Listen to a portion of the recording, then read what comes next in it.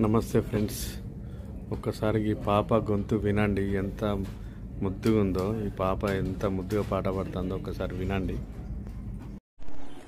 చదవాలిరా కొడుక చదవాలిరా, మహనీయుల వలె ఎదగాలిరా, ఎదగాలిరా కొడుక ఎదగాలిరా, పొడిసే పొత్తును మూతాడాలిరా.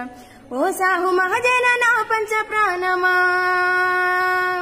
నిండు నూరెలు సల్లగుండాలిరా, ఈ పేదల బ్రతుకులు పండాలిరా.